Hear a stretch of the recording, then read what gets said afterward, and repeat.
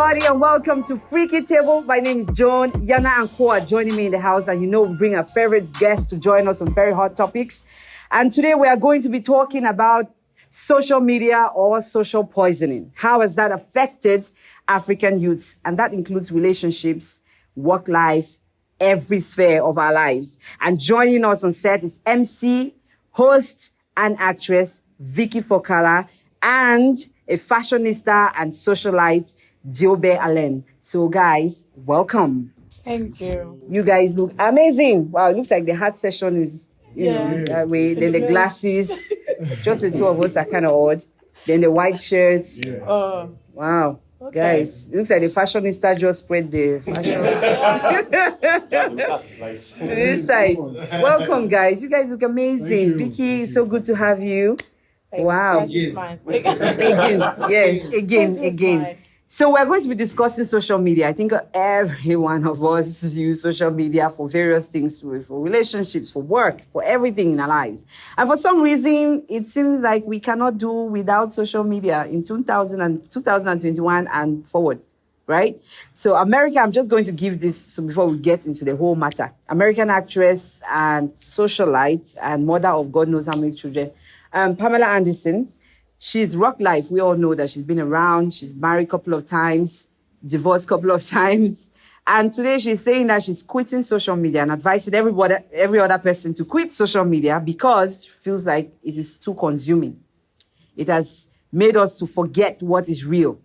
We don't have real conversations anymore. We do not pay attention to the real things in life. We bring our personal issues to social media for the rest of the people that you don't know to judge. And we all experience that. We've been on social media for so long that we've seen people's lives being crushed because of what happened on social media. So let's begin with Vicky. How do you think that social media, is it blessing or curse? Truth is, when this whole social media thing invaded Cameroon, I would like to put it that way, when it invaded Cameroon, we were so consumed by it. It looks like our whole lives rotated around it. You're either on WhatsApp, you're on Facebook, you're on Instagram, you're on whatever. You're just on your phone 24/7. Everybody wanted an Android phone. Now everybody has one. But it moved us away from the very essence of what life and, cordial relationships became. Sometimes you realize that all of us are sitting on a table, 10 people, nobody's talking to each other. We're all on our phones. It's weird and it's creepy.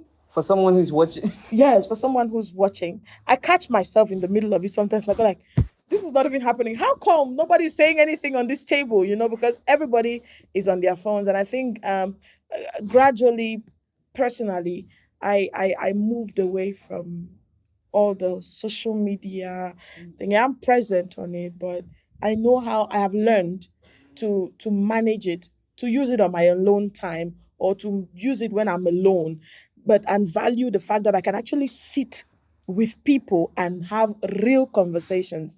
Like what somebody had said once, and I think it was from also looking at what everybody else was doing, was that social media has come to bring people that were far apart closer and bring those that were close far apart. And that dawned on me, and I was like, okay, now this is real. So now I can pretty much sit somewhere and really just have a conversation without opening my Facebook, my WhatsApp, my Instagram, whatever. In fact, right now I can even just go, and it is when we leave and then I realize, I didn't take a picture, because I have learned to value that thing, that connection between me and you that are sitting quite close. And I think it's a blessing that turned into a curse. Hopefully we can reverse it. Hopefully. D-Boy, you are into fashion. You're a stylish person. You're a guy who moves around. You socialize with a lot of people for business, network, whatever thing. How do you use social media in your daily life? What's the essence of it? Well, I think really social media, I think, is really something that is awesome because at least it gives us a validation or illusion that we are not really doing bad or suffering like I mean like Like you. exactly something like that. But I also think that the downside of it, it's really something that's subjective, especially when you come to talking about, let me say, relationships and stuff like that. Because knowing that you're not being watched by anyone, you can do just anything with your phone, and you can interact with just anyone you feel like interacting with. And I mean, you always start like fun, and before you know it, you're already drowning down the lane of, getting involved with, other people. Let me just say, for partners, you're probably just involving yourself with, another person who is not your partner, and before you know it, you get to have irregularities in your relationship. Like, right, they say that cheating doesn't actually start with the physical thing. It starts with conversations. in the mind, yeah. So you start with a like on maybe on Instagram. Next minute, A DM, you slide into a DM. yeah, and you exchange what's numbers, up? And the next minute, you're on WhatsApp. you start exchanging memes. But it sounds like the process you're used to. The way people is saying is like, He knows the whole process from A to know. B to Z. He knows the process. For you who you're into fashion and business and networking, do you think that the African youth uses social media to build and not really to Actually, just shatter? primarily for myself, I use social media for my business. I showcase my products and I interact with clients, and I get people to. I interact with my clients and stuff like that. And the But- occasional girls. Oh, It's an occasion. I mean, It's an occasion, yes. yeah, I mean, that's why I said primarily, because yeah, of course, I get to flirt, sometimes. Yeah, stop disturbing. So yeah, avenues like Instagram, WhatsApp, particularly Facebook. I actually feel that young people who are trying to get into businesses and stuff like that. Anyway, let's move on. Elonge, we use social. I mean, when we kicked off Freaky Table, it was like, okay, how do we maneuver this thing? We cannot go from house to house and start telling everybody that you have to watch this or consume this or like this or stuff like that. So social media plays a huge role in marketing and promotion of what we do, right? And perhaps other people, businesses that do. Every business that I know, every media network that I know has a social media account. But why is it a problem? I think that, like any other innovation in human life, there's always a downside. And it really is not a problem with the innovation or with the technology, but with how we as humans make use of the technology. I find it to be quite rewarding in terms of the things that I pursue. I think that the downside is always this illusion of success that has come with social media, and it's an illusion that you can actually believe it even in your own life, because your validation is reduced to likes and comments, and so the more likes and comments you have, sometimes you might lose sight of the fact that that's not real life. Like it's not a reality. You're selling something. It's not necessarily that you're selling something fake, but that there is a life beyond the cyberspace that you have to contend with. And so to me, it's I think that it's been rewarding in terms of business, in terms of networking, especially in terms of networking, in terms of meeting like minds. But I want to look at it deeply from a psychological. Personal psychological space. I wasn't a very confident person in terms of putting myself out there. Perhaps I used to get a lot of, I don't like to call it bullying. It has a type of Western Trolls. undertone when you say it, where people criticize a lot of things over my mannerisms and all of that. So it made it in such a way that I wasn't very confident putting myself there. The good side about that, which can also be a bad side for other people, is that the acceptance that I got made me much more confident.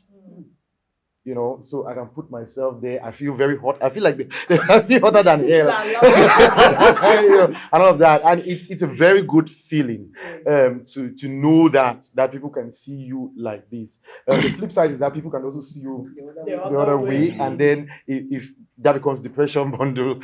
So I think that it's a mixed blessing, really. Yana, you are, I mean, on this show, we call you the digital man. Like you give us all the social media updates, what is the statistics on this and that, the importance of Twitter and all of that. Like, how invested are you when it comes to social media?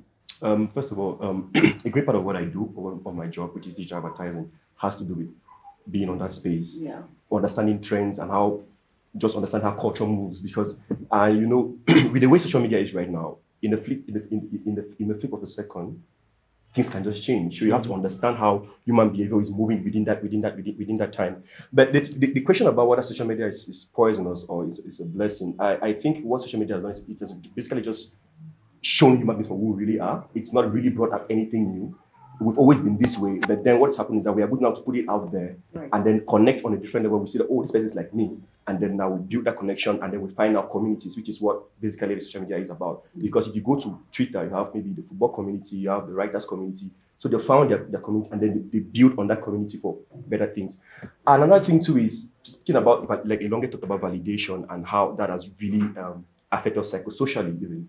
It's the fact that we have not really, anyway, let me say we, but a lot of people have not really built themselves on a personal level, finding their person. So when you go on social media and you find out, okay, well, I can live my life the way I want to live, and someone doesn't validate that by a like, which is why a lot of social media platforms are even debating about taking out likes, because they realize the impact of it. But then you have now capitalism in its full force is saying, well, if you take out these likes, it means we cannot show that our business is performing well because that's a performance metric. But the issue is when you have a lot of people, seeking validation from these things, when you take it out, when it's out, what happens next? You have people now really subscribing to the depression bundle, as I put it. But my issue is this. I think there's a deeper layer to it. Is the fact that it's helped a lot of people who are introverts to be more expressive. Right. It's made people create anonymous accounts to put a different personality of themselves out there, because you could have your physical your account which is by name, and then you want to live it's a different life. I create another account which doesn't even look like you. So you're able to explore that person which is hidden to the public. And then there's also another aspect of business. You find that a lot of businesses are thriving on social media, even on Messenger, messaging platforms like WhatsApp and Facebook Messenger, because of this community of communities. You're able to find that the lower class or the middle class cannot access. It's basically bridged the gap between the lower class and businesses. It's true that now it has democratized information, democratized business. It's true that I could just sit in comfort of my home and set up a business, and I'm selling online, which is why a lot of people were against the phone tax, because it brought a lot. It was going to put a stumbling block into how much people are making from social media, which is not a lot compared to how they can make if the structures were better. So there are many facets to it. It's good, it's bad. But I think on the basic level, it's just projected us for who we really are. It's nothing really new. How bad is social media? Because people, we talked about, we are in a group, you go out, dating. I remember I did a dating don't and do with Salatel, and I asked like girl using her phone during he was like, hell no. Like he was like, no, you are there with me, you're not there on your phone. Who are you talking to when you're standing in front of me? So this whole dating, relationship, marriages, some people fight in marriages just because I'm speaking to you, you're on your phone. Or you're using your phone too much that maybe you burn a house, or my child hasn't eaten, or da. What is the impact, or what's the way forward with relationships and social media? This is you right here. Like if you're in a relationship with someone, you need to be able to prioritize what is and what isn't, right? Let me just give you a quick experience. So I was I was dating this guy some time ago, and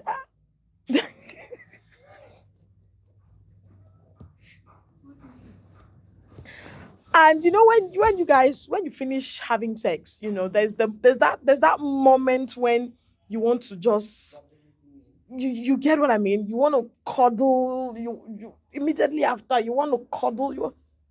And he picks up his phone, and he's on Facebook. I'm like, how?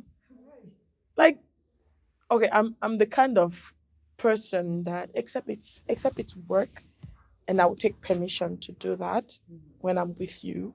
If I need to do something real quick with a client or something, because some of us have offices on our phones, right? Except it's that. Otherwise, my phone will be on silent. And I'll put it somewhere because I'm with you at that moment and you are what matters at that moment. And until we are able to put that kind of priority or prioritize things in that way, we are always going to have problems in relationships like that. Just sticking on relationships, let me ask Alain a quick question. Do you think that couples should follow each other on social media? Because since, I mean, if after sex someone is picking up his phone to check Facebook, I wonder what you're checking on the Facebook at that time. Neglecting me is like either you did not like the sex or what. Like, should couples follow themselves on social media or? Well, I wouldn't say like I wouldn't really say should like as in like they should really do it. It's really something that is really is subjective. As for me, like I don't really mind if I'm following you or I'm not following you because I'm the kind of person who, well, this is personal now. I'm not a kind of person to really follow you up, like, go after your, maybe go to your social Check media and comments check and- people who are commenting on your posts, blah, blah, blah. Or even normally, even like when you're taking calls or even when you're, having conversations on WhatsApp and stuff like that. Personally, when I'm even with a woman, be it on a date or in a room and stuff like that, I really, really, really try to pay less attention to my phone because I believe that giving her that time when I'm with her at that moment, that's the best that we can have. And we can get back to social media when we are apart from each other. At least we can bridge the gap.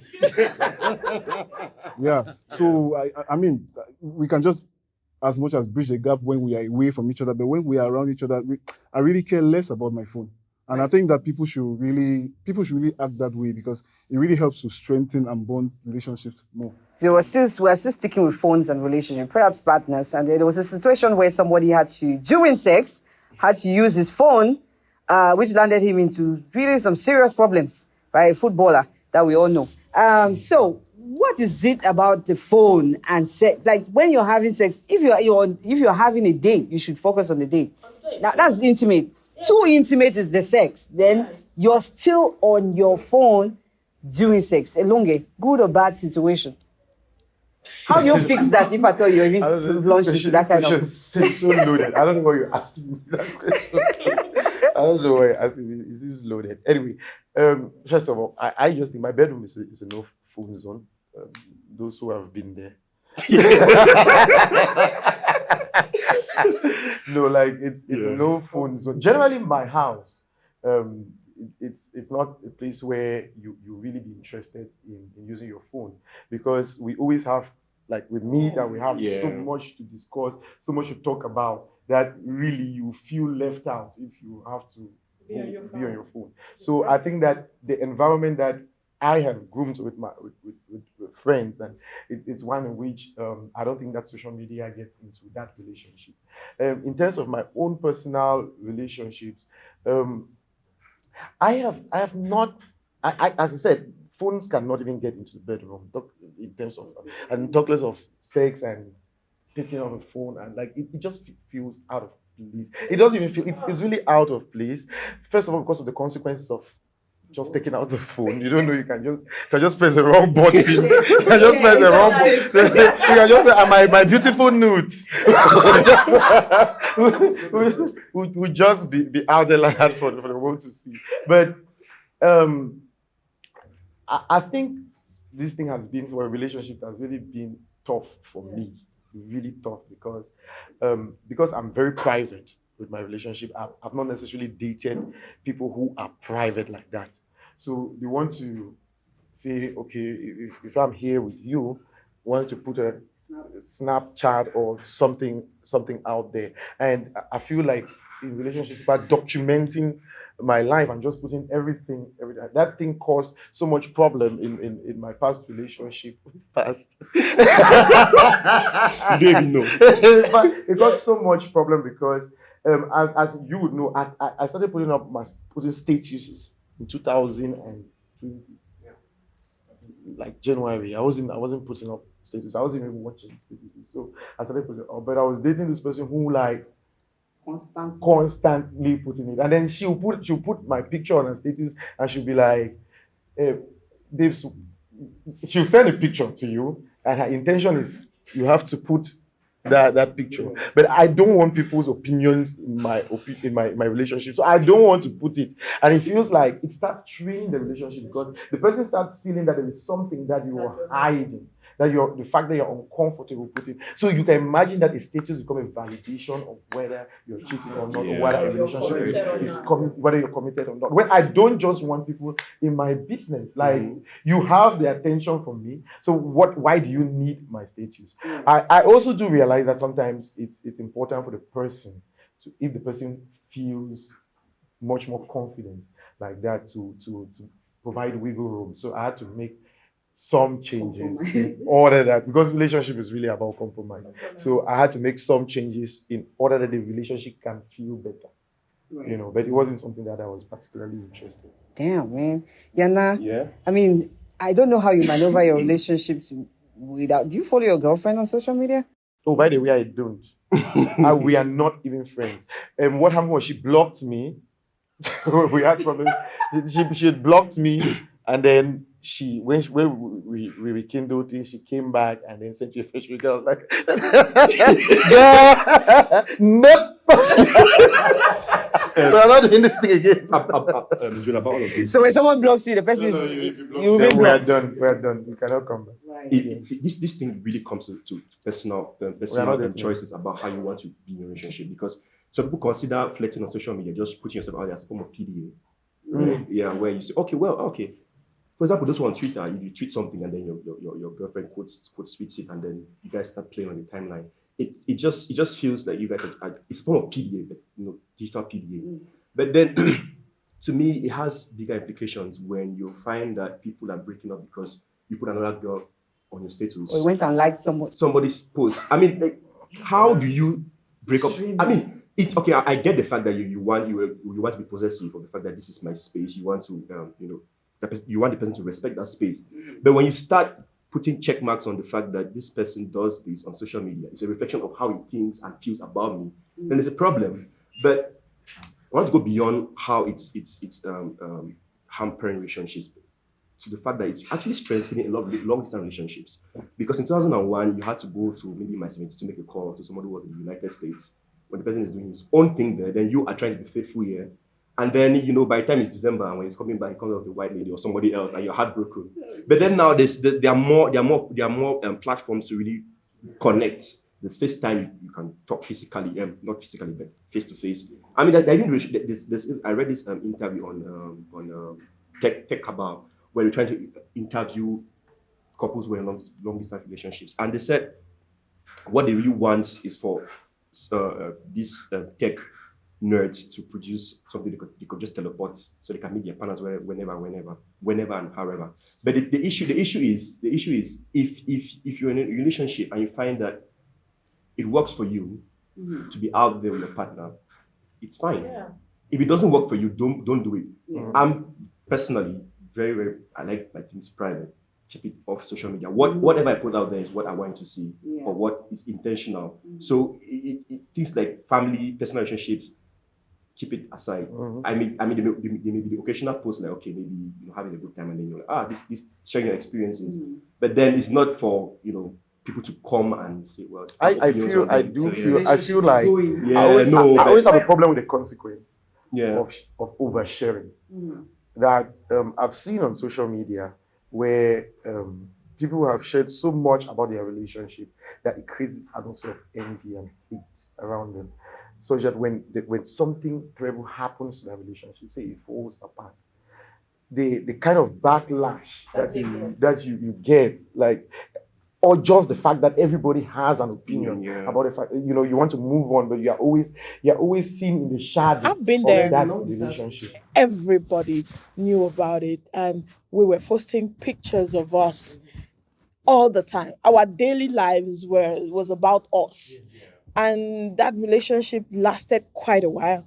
And when we eventually broke up, it had nothing to do with our interactions on social media. It was a personal let me call it irreconcilable difference that brought us to the point where we had to break up. And I knew that it was going to be hard, given the fact that everybody already saw us as life partners, like everybody out there will be waiting, to get that bridge. What I did to help myself was that I shut down that account and I created another one. It was my own way of trying, healing and just moving on, And I've had other relationships. That was the only relationship that ever went to social media. The other relationships that I have had, I don't put them on social media, not because of what happened to the last one, but because I've grown up, and I've started to I've started to appreciate a few things differently. I've also had a relationship where we broke up because of social media, but nobody on social media ever knew per se that we were dating, but we broke up because of our activities on social media. That brings me to the point of whether or not you should follow each other on social media. The guy I was dating, we were following each other on social media. We met on social media, and we started a relationship like that. But with time, his activities on social media became pretty worrisome. Did not reflect the person you met. Yes, it did not. There's a difference between meeting somebody like who is flirtatious per se, or on social. It's an example.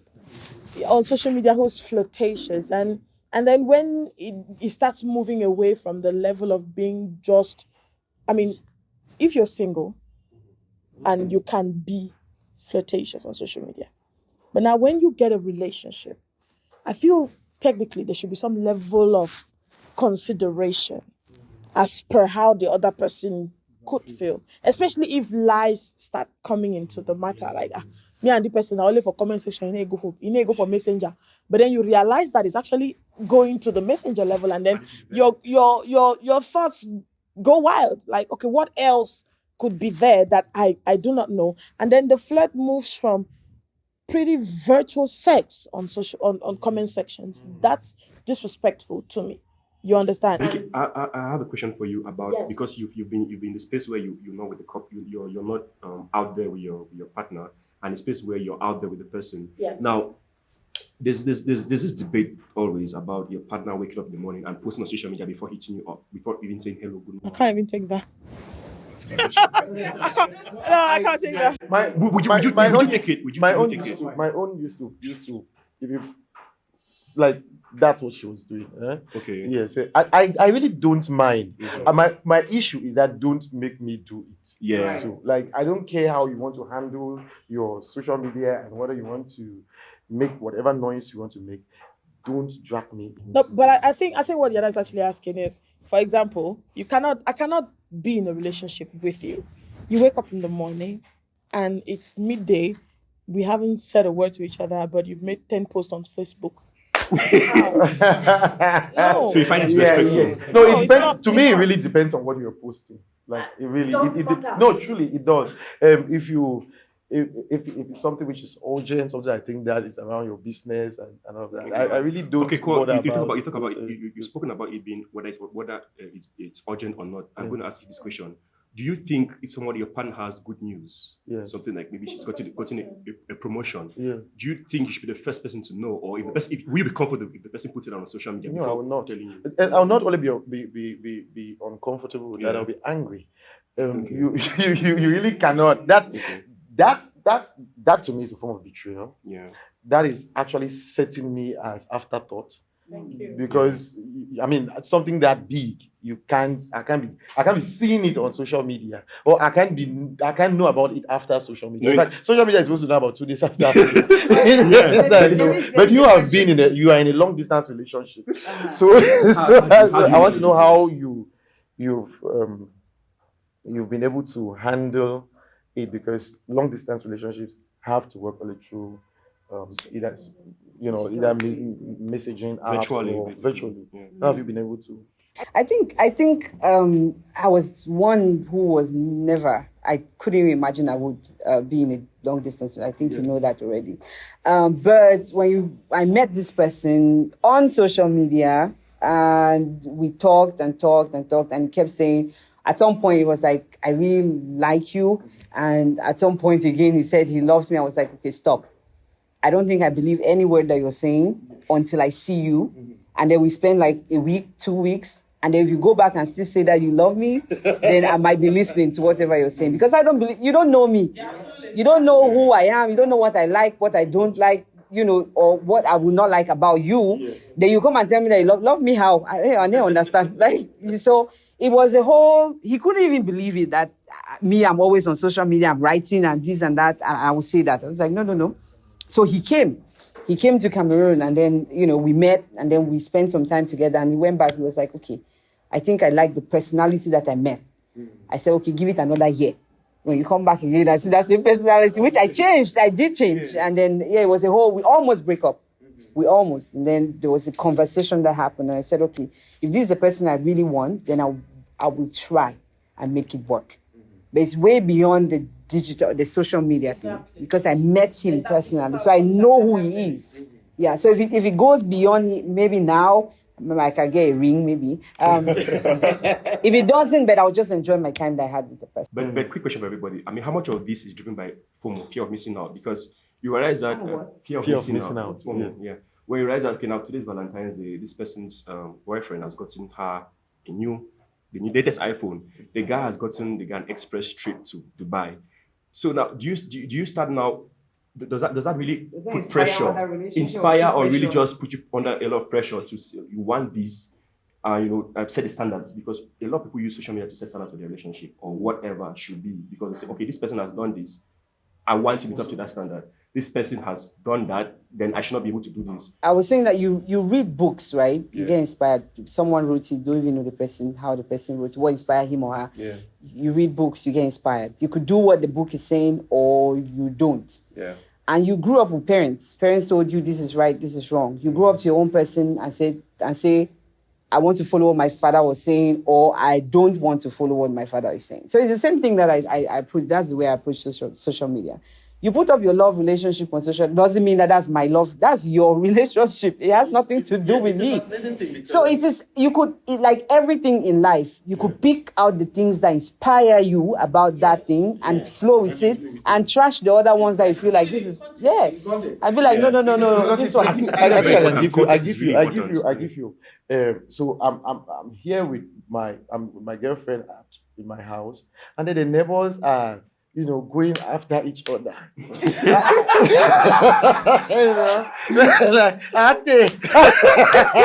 Hello, babe. And then we're just lying on the bed. Would that inspire? No. Fear of missing out. You have to engage. You just engage. So that's social media.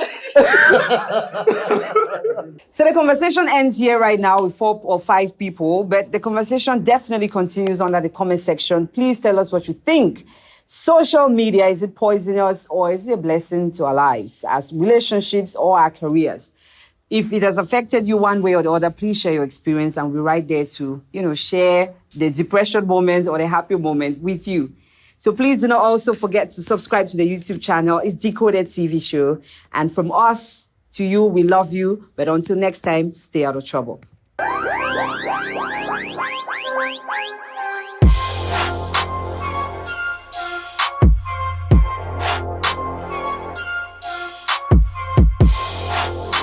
Contact Jungle Studios, which is located at Solidarity Junction, Boya, for all your photography and videography. The 2021 Sama Randy Youth Right Contest has been launched. It is running under the theme, Dear Cameroon, We Need to Talk. Better Brick Cameroon invites you to engage your fellow citizens and leaders in conversation on what you deem is pertinent for peace, reconciliation, and the way forward. Your paper may take the form of a dialogue, essay, speech, open letter, or proposal as contributor to or facilitator or convener of an inclusive national dialogue. Please visit www.betterbreedcameroon.org for more details.